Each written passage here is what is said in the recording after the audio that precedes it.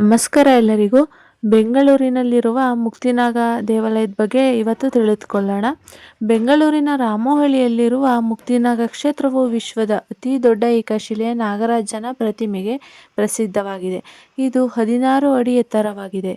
ಇದು ಪ್ರಮುಖ ನಾಗದೋಷ ಪರಿಹಾರಿಕ ತಾಣವಾಗಿದ್ದು, ಇಲ್ಲಿ ಸುಬ್ರಹ್ಮಣ್ಯ ಸ್ವಾಮಿಯನ್ನು ಮುಖ್ಯ ದೇವರನ್ನಾಗಿ ಪೂಜಿಸಲಾಗುತ್ತದೆ. ಮುಕ್ತಿನಾಗ ದೇವಸ್ಥಾನವು ಬೆಂಗಳೂರಿನ ಪ್ರಸಿದ್ಧ ನಾಗ ದೇವಾಲಯಗಳಲ್ಲಿ ಒಂದಾಗಿದೆ.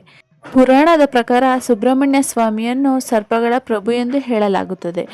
ಮುಕ್ತಿನಾಗ ಕ್ಷೇತ್ರದಲ್ಲಿ ಸುಬ್ರಹ್ಮಣ್ಯನನ್ನೇ ಆರಾಧ್ಯ ದೈವನಾಗಿ ಪೂಜಿಸಲಾಗುತ್ತದೆ. ಮುಕ್ತಿನಾಗ ದೇವಸ್ಥಾನವು ಮೈಸೂರು ರಸ್ತೆ ಬಳಿಯ ರಾಮೋಹಳ್ಳಿಯಲ್ಲಿದೆ.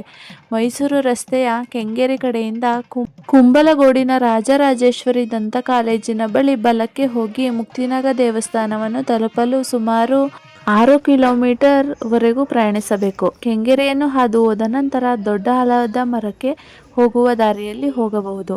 ಅಥವಾ ಮುಕ್ತಿನಾಗ ದೇವಸ್ಥಾನವು ಬೆಂಗಳೂರಿನ ಬಸ್ ನಿಲ್ದಾಣದಿಂದ 18 ಕಿಲೋಮೀಟರ್ ದೂರದಲ್ಲಿರುವ ರಾಮೋಹಳ್ಳಿಯಲ್ಲಿದೆ.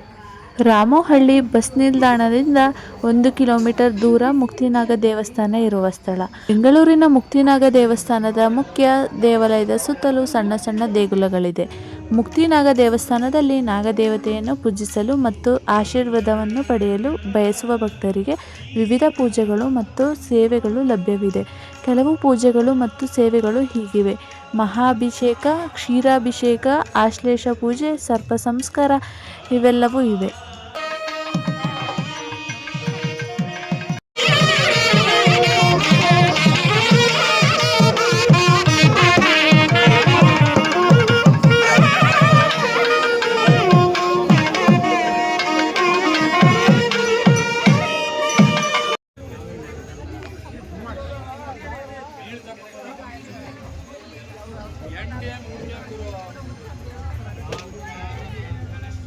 ಅಡುಗೆ ಮನೆ ಹತ್ರ ಪ್ರಸಾದ ಕೊಡ್ತಾ ಇರ್ತಾರೆ.